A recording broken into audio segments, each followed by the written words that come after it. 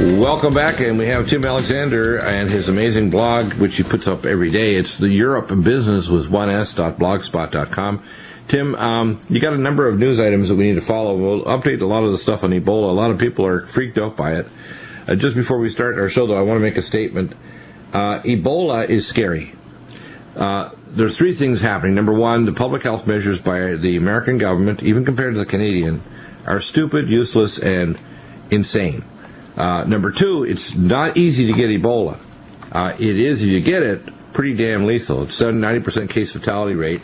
We have an article here of them growing a genetically engineered version at a Kentucky bio research facility to create literally a plant-grown serum analog using genetic engineering to block Ebola, which, of course, we know already that the World Health Organization and these companies like Monsanto that owns these other companies is actually saying they have, quote, a treatment for Ebola, which, by the way, the U.S. bioweapons industry owns the patent for Ebola.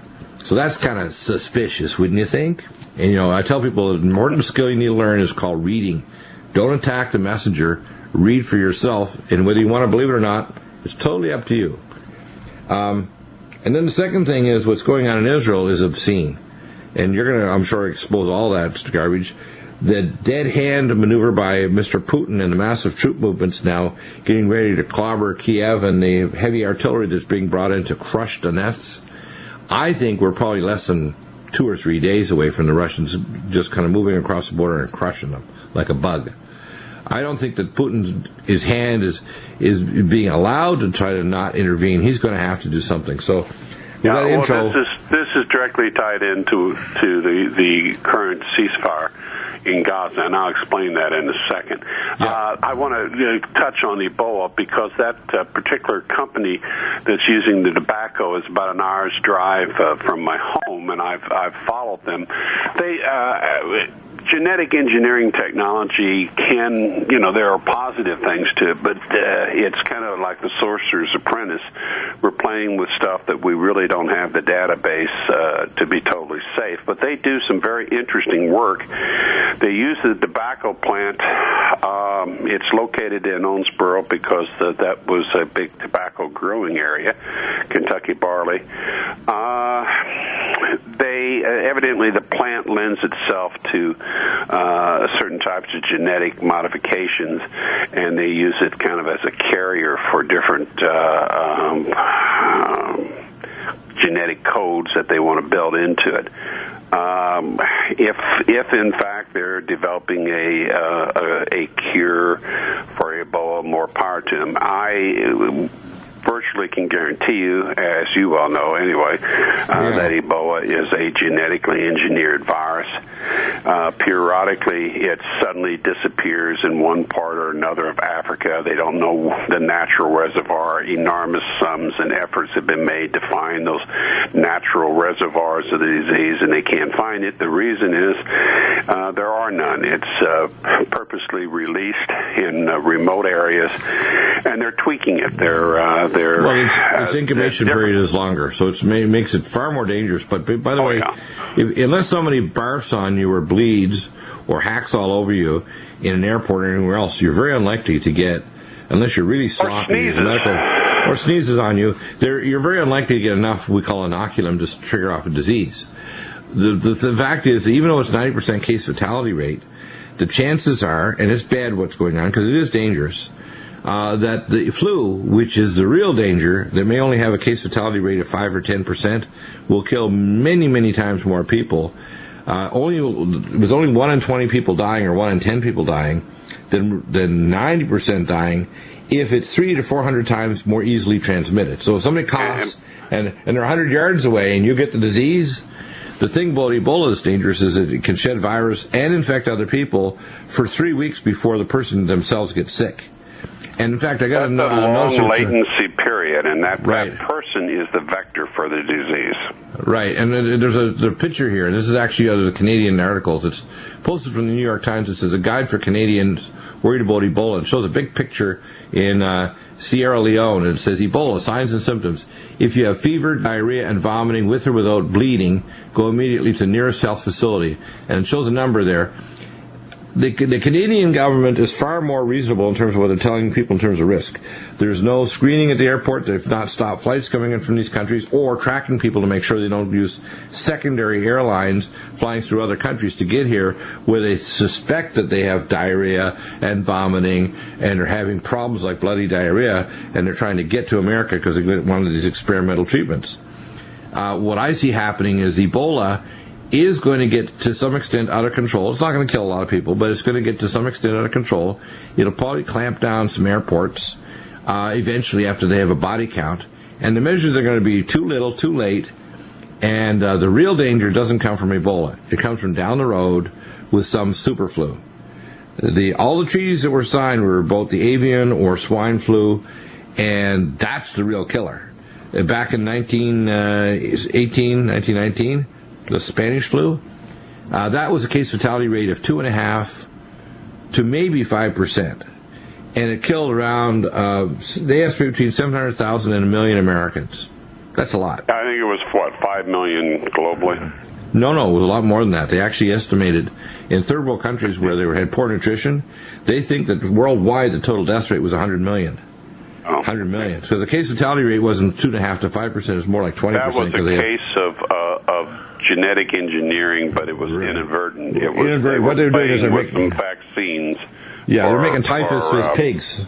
They're making vaccines with typhus, and when they made the typhus vaccine, the pigs had pig flu, and when it mixed with human flu in the mixing vessel of the pigs, making the typhus vaccine, they injected people inadvertently with a new recombinant super virus called the swine flu that was recombinant from human flu and swine, and that inadvertently started the whole plague. That's how it started. It was a bioweapon that was literally an accident trying to create a typhus vaccine. And it was right near Fort Lupton, Kansas. It was a U.S.-designed super flu. And, of course, they discovered this along with how to develop new bioweapons, like the AIDS virus was a bioweapon, and Ebola was a bioweapon. Yeah, Dr. Wolf Shamusky and the whole bit. But in the case of Spanish flu, it was unintentional. They were trying to do the right thing, I think. But at that point in time, there were no electron microscopes. Nobody even knew what a virus looked like. Now, if you want something to think about to keep you awake tonight, think about recombinant DNA mixture of a flu and Ebola.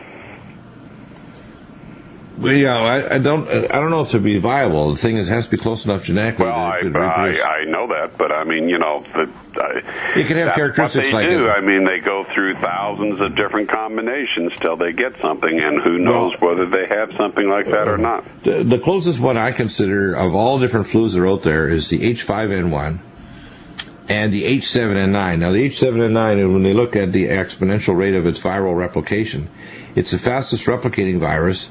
It's not easily transmitted to humans yet, but it's still infected a lot of people in Vietnam and other Asian countries, and it hasn't yet arrived in America. But once it gets to what we call enough of this, we call receptor binding domain equivalencies, whether there's a mixing host where there's some person that has chickens on their roof, and all of a sudden you get a new version of the virus. Instead of having 1 or 2 genes out of 5, it's got all 5 lined up, just like, hitting all the balls in Keno in Las Vegas. And all of a sudden now the viruses can jump to humans really easy. Then you got a real problem on your hands, and it's only a matter of time before that happens. And that's what they do in biowar labs. And remember, the country that has one of the best is Iran, and we keep wanting to go to war with Iran for Israel's sake. Well, yeah, and of course they're the offshoot of the biopreparat program from Russia, which had an entire city of 250,000 technicians literally dedicated completely just to creating bioweapons, north of Moscow, 225 kilometers. So, people need to know this kind of information to realize that they want plausible deniability when the super plague does come. Now, a lot of people are calling us already a little panicky over Ebola. Get your Nutridyne, get your protection, take your NutriDefense and your Allicin, etc., and start protecting yourself now, but realize you need masks, etc. Welcome back, and Tim, I guess you're updating your blog as we speak. You often are putting a lot of information up. What are the key articles you're going to post up today that will kind of pull us basically into reality? Because there's hotspots everywhere in the world. Okay, we have this 72-hour ceasefire. So far it's holding. and the IDF, the Israeli Defense Forces, withdrawing to just the other side of the border with Gaza. Now, it's very interesting because yesterday morning, Monday morning, a senior IDF general said, we're going to stay, and we have a number of things to do after we've finished with the tunnels. Right. And then that afternoon or evening, it was announced the 72-hour ceasefire, and then the pullout. Right.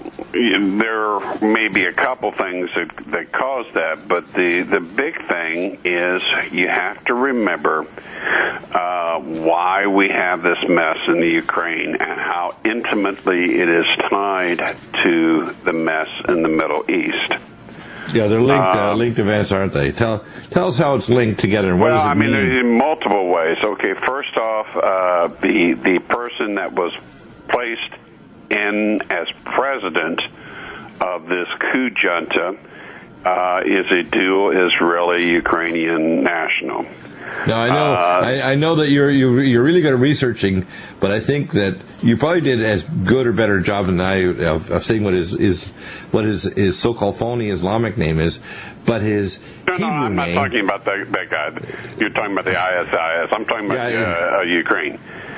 I'm talking about that. That was funny though, because a dual national Israeli-Ukrainian citizen. Oh yeah, I know that, but I'm saying the other guy, the ISIS guy, that was funny. But you discover all these things. But what is his name again? Are you talking about Poroshenko or Yatsenyuk?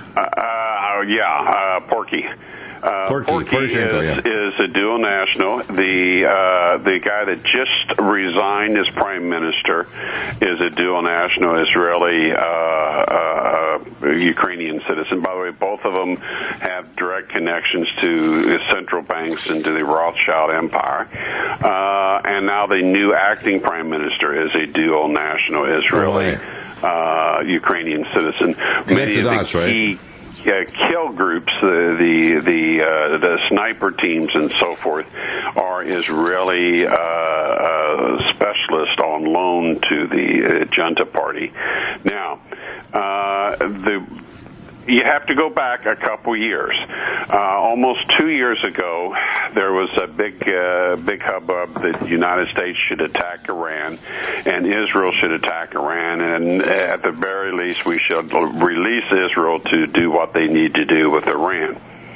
And Iran moved a squadron of F-15I Strike Eagles to, I think it was Azerbaijan, to be able to go into Iran from a different direction, and supposedly had an agreement with Saudi Arabia to cross Saudi Arabia.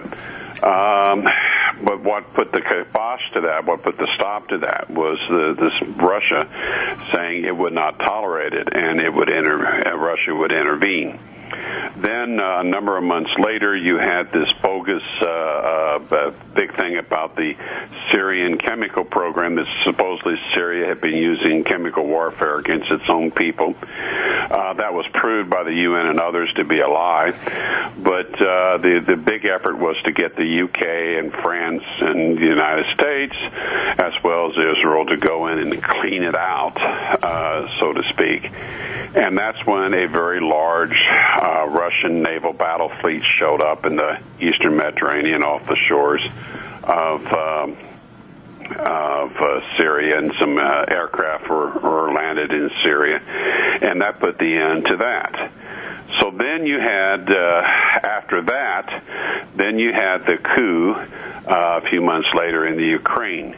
And what the coup was designed to do was to tie Russia down so that Russia could no longer interfere with the plans of the neocons and the Israelis for their greater Israel, for taking out Syria, for taking out what's left of Iraq and Iran.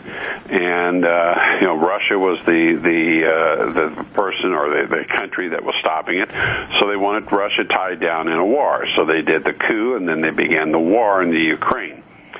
Now, Putin seized what he had to have strategically, which was the naval bases in the Crimea. But he has not sent an army into the Ukraine yet. Sent a lot of individuals in, a lot of specialists, a lot of equipment, munitions, and so forth. But the army has been at times very close to the border and at times pulled back. Right now, there are several divisions, mechanized infantry of the Russian army right on the Ukrainian border.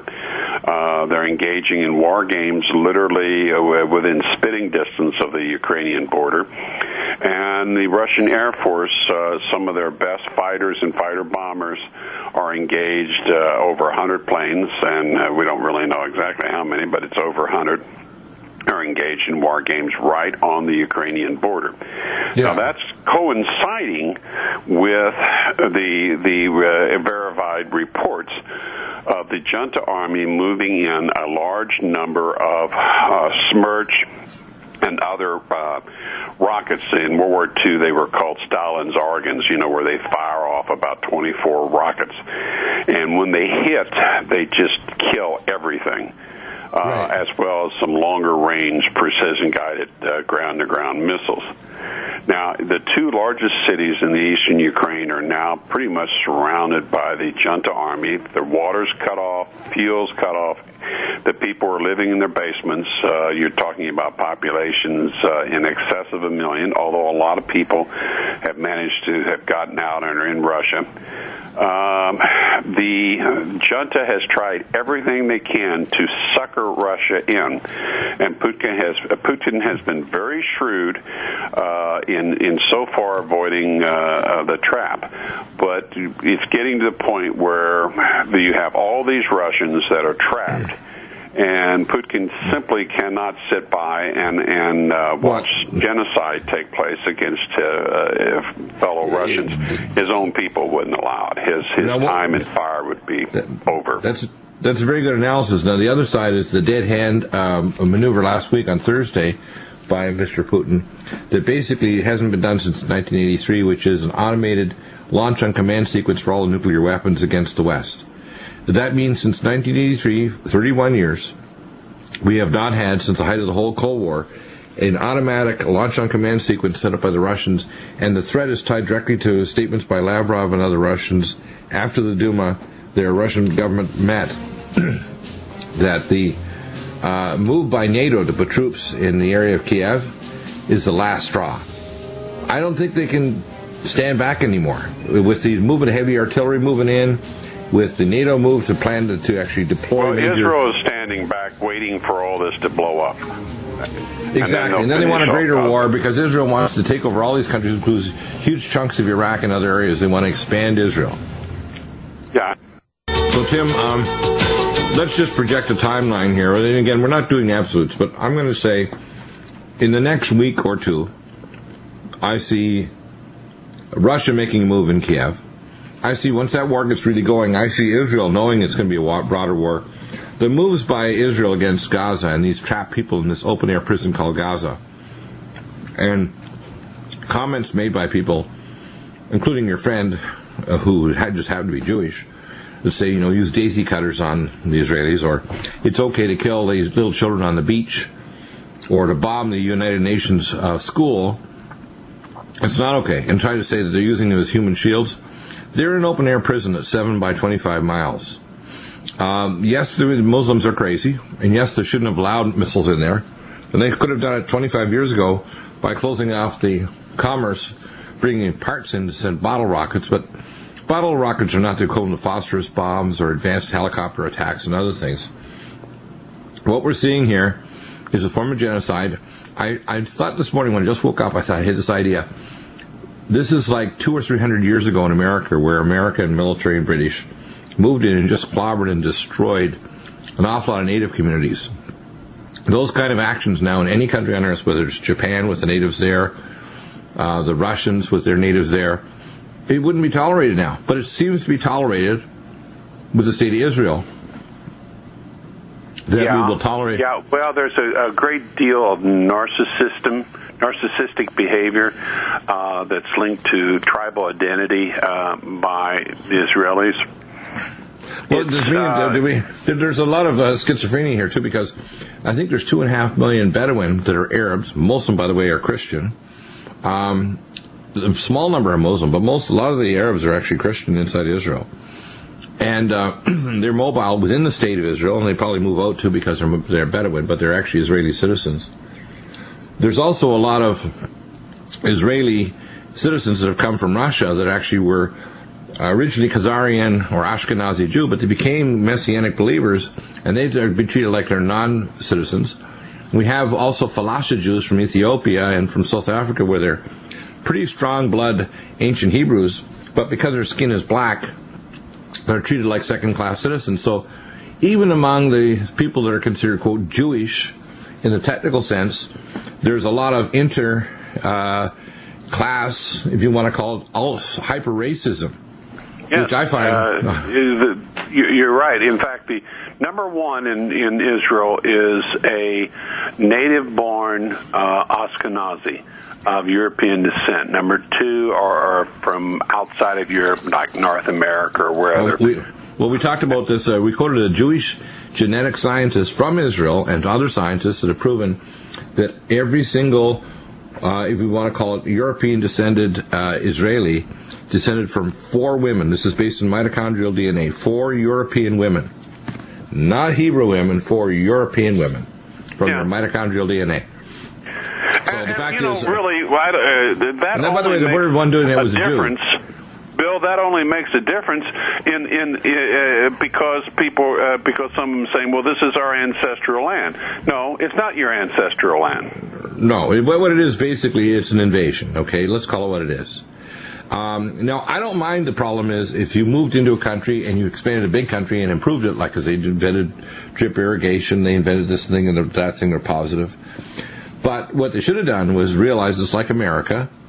You come into the country, you get rid of extreme groups of any kind, including, Baha'i, which is also another offshoot of Islam. And in extreme Islam, you make it against the state law to have extreme, just like in Saudi Arabia's got a state law against extremism, although they support it against other countries. So Saudi Arabia is really freaked out by groups that they actually promote to go in and try to do regime change in Syria. And then, of course, you give everybody the vote. And you don't divide the land. You have people have the influence of a Judeo-Christian ethic, if they have one. Unfortunately, the Judeo-Christian ethic, to a great extent, has been very, very twisted by the current Sabbatean Jewish minority because they aren't like ancient Hebrews. And the secular agnostic communist authorities, which are globalists, that basically have almost no ethics. That's why people like Bibi Netanyahu, he's not pro-Israel. He's pro-globalist. No, and he's going to get his people killed. Right, and he's actually, him with Lieberman, although they have the title of being Jewish, they're actually putting Jews in a lot of danger. And I don't want to see that happen, okay? So what I see going on is craziness and evil. Now, it's hard to decide which is the dominant force on an individual day. Which is evil and which is crazy. Right. So when you look at this soberly, you realize that Bibi Netanyahu and his policy of trying to crush the people in the open-air prison, that doesn't mean he's going to neutralize 200,000 rockets heading toward his future homeland, or that somehow Israel is going to conquer these surrounding nations and expand Israel, because I've heard that statement too. What we have coming is that there's a direct linkage with the crazies that are running the oligarchs in Ukraine, and what Russia's basically said, and then people have to understand this, the oligarchs that play ball with the Russian Communist Party inside Russia are ones that will not disrespect Putin or the Russian Duma, their government. People like Poroshenko, who's acting like a maniac, or people like previous oligarchs that got put in prison. What's that guy's name that was put in prison a few years ago? Yeah, and then turned everything over to the Rothschild. Right. So what these guys did basically was they violated their agreements with the Russian government. They got all kinds of free loans, became instant billionaires, and then they turned on the Russian Communist Party. If you don't disrespect Putin and the Communist Party, you're okay. It doesn't matter if you're Jewish. A quarter of the population of the so-called the real white Russians, a quarter of them, have Hebrew or Jewish genes. Did you know that? A quarter of them. Okay, they also have Mongolian genes. That's why you'll see a lot of the features look Mongolian because they got Asian genes. You'll see a lot of that. And, of course, that gene mix makes them very strong. You know, the mixture there. It also makes for some very beautiful women, but that's a different story. Go ahead. Right, and it's also part of the reason why the smartest physicists and biochemical researchers and so in the world right now are Russian. And we should be collaborating with them on things like space weather and other things because they're very smart, but they don't have the economy to translate it into industry or to advance things to protect our planet. What we have right now, I call it the code of many colors, is every nation, every people, every skin color, we're like extremely important threads of a garment that'll save mankind from future catastrophe. And we don't even know what the catastrophes are that we're facing in the next, say, century or 1,000 years. But we can be advised that they're going to require great intellectual power and collaboration rather than fracturing and fighting and destroying the population, maybe destroying most of the people that could have invented our way out of the coming catastrophe to save our butts. You're completely right. It also requires enough spiritual correctness or righteousness so that your focus is not on death and destruction, right? And your God is not money. Right. And we also have to start dissecting where something parades itself as a religion like Islam or Sabbatean Judaism or even Ray Kurzweil's secular agnostic transhumanism. These are not religions. Communism parades itself as a kind of religion, even agnosticism and secular atheism. These are not logical. We have to start approaching the fact that we are spiritual beings enrobed in flesh, that we have a vast universe, that we have interaction between human beings and higher forms of life, both spiritual and physical, and that human beings could easily wipe ourselves from this planet, this little tiny little speck, a blue sapphire around the planet. We could easily wipe ourselves out, which we've done before, by the way, and had to climb out of the muck. There's lots of evidence that between natural disasters and man-made, that human civilization has probably been here. Relatively, human beings have genetically been like we are now, probably for up to 200 to 1,000 to 500,000 years. Right. And so our ancient ancestors were not stupid, ape-like creatures. They were probably looked pretty well similar to us. And if anything, there's been some degree of you want to call it environmental and genetic devolution. What we have is this global banking cartel that is totally demonic. And right. They're in the driver's seat, and that's the problem. Not for long. The mark of the beast is the last spasm of their trying to control everything. Last spasm coming up. And Tim, you've got some hot news here. I guess we would call this a news griddle. Yeah, she's frying. I mean, I can't believe some of these things are so in your face, like this report on this ISIS leader. I don't want to steal your thunder. You got to tell people what this is about. Well, Abdul Bakr al-Baghdadi, the so-called Emir Khalid, the head of ISIS, also called ISIL, Islamic State in Iraq and Lebanon, is, according to sources, and this is multiple reports, including from France, an actor named Elliot Simpson, otherwise called Simpson Elliot. He's Jewish. Both of his parents are Jewish, and he is a Mossad operative who was trained to go deep cover, given extensive training in Arabic language, culture, and so forth, so he could blend in. So the guy that's running this most vicious, far more vicious than Al-Qaeda, and we know Al-Qaeda was a CI front, but right. This guy that's running it with his black beard and all this, he's not a Muslim. He's not even an Arab. He's an Israeli Mossad operative. Well, then you need to look at the broader picture. And people are not taught to think. They're not taught to think analytically, and they're not taught to think in terms or conceptualizing things past the tree in front of their face. They're not taught to look at the forest or patterns in the forest or even beyond the forest. Right. What's happening with the ISIS in Syria, in Iraq, which is basically splitting Iraq into three countries now, and the tie-in with Iran, with Iran in there fighting them, is also tied into Lebanon. It's tied into the current war in Gaza, and it's tied into the mess in the Ukraine. Right. And, it's just amazing when you think about it. Here's this guy that's leading all those radical Islamic fundamentalists. And, I mean, literally I've seen pictures where they have all these heads on a spiky fence. And I mean, they're absolutely beyond ruthless and brutal. And of course, they're going after Christians right and left, and they're going after the Shiites and all this stuff, and trying to get the Shiites and the Sunnis fighting one another. And now it's come out.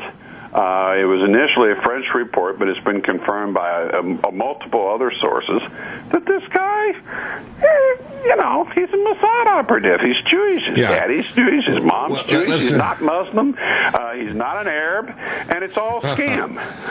Yeah, well, Tim, this is recollections of the Russian Revolution with the Sabbatean Satanists called a Bolshevik.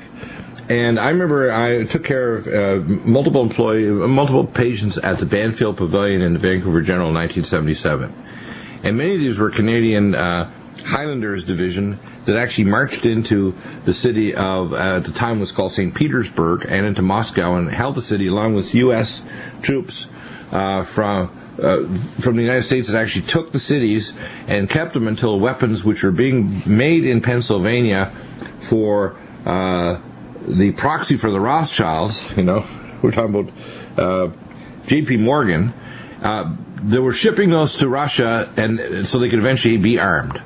And basically the Sabbateans have been running every bank on earth except for Iran, North Korea, Syria, and Liberia, and Cuba, and Cuba. Gaddafi, but until that's why they killed him. Well, they were running everything. Even there, they actually didn't remove the bank. He was just even talking about doing an oil bourse and a gold standard with all the Muslim nations. But what we're dealing with is not, as Jesus would say, not Jews, which means in Hebrew the praisers, which were before the talk about Jericho, marching in front of all the other tribes in Israel, which is why Jesus came out of the Jews, because it came out of praise. What really is going on now is people need to understand this, that they want to see the Sunni and Shiite conflict. They want to see a greater Israel come out of another great war. They want to use up America. They're using up our military, our money, our weapon system, and our people. It's crazy, and start putting their own people in great danger because they overestimate their ability to prosecute a war without decimation. You're completely correct, but beyond that, it's demonic. And, right. Satan blinds people. Netanyahu thinks he's going to get this general Middle East war. And he very may will. But, yes, Israel has all kind of nukes, and she can destroy Iran, and she can destroy this and destroy that. But she's a small target. And there's this, in the Talmud, there's this thing about 6 million Jews being killed. And they tried to use that number after World War I. It was so obviously a lie, it failed. Right. And they pushed it after World War II. But right now there are 6 million Jews out of the 8 million population of Israel. And I think he's going to get them all killed. And there's a mistaken belief by a lot of Jews that many of these people, like the Rothschilds, are for them. No, they're not. They're for themselves and for Satan. Barry Chamish is a Jew. He was from Canada, from Winnipeg. He actually is a Canadian, Israeli, American triple citizen. And he actually told me that it was the labor Zionists that actually made the eventual deals and refused to prevent the so-called prison camps from the Jews dying there. Now, they didn't die, by the way, of these gas ovens, which they talked about. They died of disease and starvation, like everybody else in Germany. And there weren't even enough potatoes to send to the troops. So the fact is, this idea of using energy to incinerate a body and how much energy it requires, that's patently insane. And it was another created disaster to cover up the very fact that the Holocaust itself, which was not as many as people try to say, was actually promulgated by labor Zionist communists that founded the state of Israel under the Rothschilds. And in fact, many of the same people that founded the state of Israel were also dual members of the Russian Communist Party that were Sabbatean Satanistic Jews. Okay? Now, what we're talking about here is we're not talking about anti-Semitism against Jews. What we're saying is anti-Satanism. And we have to understand that what's going on here, a lot of Hebrews and Jews are getting this. That's why a lot of them are secular agnostics. They can't stand the so-called religion that was preached several hundred years ago, which is a lot of the Jews accepted Shabtai and Labor Zionism and Jakob Frank, which is tied directly to the world banking structure under the Red Shield or Rothschild. Yeah. And they've been literally hauled into this mess. Of course, Satan's done this so they can make not only Jews hated among all the nations of the world, so that people will persecute them, but he's also tried to suck them into think that the only way you can maintain power and prevent, quote, another Holocaust, which they did to themselves on purpose. In fact, the statement that Barry Chalmers made, the statement was that they specifically said, no, we don't care about those several million Jews that would otherwise come to the land of Israel. If they died, it'll guarantee that a strong, secular, agnostic group of quote, Jews will found the state of Israel. So sadly, there is historical documentation to support what Jesus said. And this is unpleasant, but the thing is, that's why I couldn't say this in the Canadian radio, even though it's documented up to the hilt. You can't say it in Europe or Germany. If you do, you're going to prison. Even if you just tell the truth about it. And the fact is, I don't want to see Jews of whatever extraction or genetics go to die. I don't want to see Messianic Jews die. I don't want to see Arabs, Christians, or otherwise die there. I think this is all so satanic. And the thing is that it says in the Bible that 1/3 of all the Hebrews or Jews will repent and turn back. Well, I think, to be honest with you, those percentages are probably a lot higher than the average population. So I think once they realize exactly, as it says in Psalms, they will see the one they have pierced, which is Yeshua, Jesus, God, the Father in the flesh. Once they realize what's going to happen to the state because it's been subdued and set up by globalists to make it literally the scapegoat for the whole world, to crush the whole world in a new world order, once you realize that Israel is being set up like a detonator for World War III, a lot of Jews, a lot of Hebrews are going to repent and become Messianic. A lot of them are going to realize we've been duped. We've been duped by media in Hollywood. We've been duped by our leaders in Israel. We've been duped by crazy rabbis that think that their opinion is more important than the opinion of the Creator God. The global banking cartel. Exactly. You know, in 200 years, the first, in effect, global war was the Napoleonic Wars, and you had the First and Second World War. Destroyed an insane amount of people, and now the global banking cartel and Netanyahu are deliberately taking us down the road to the Third World War, which is a human extinction level event. Gerald Celente and Ron Paul say the same thing. When you have people of multiple different backgrounds, religious or non-religious, logical, excellent minds, honest, telling the truth, this is not good. We need to start praying to the Most High God to have an intervention here, because these people are going to literally trigger off World War III if we don't stop them. They're working on it. Very close to it. Very close to it. Yes, you're right. Pray. Take care.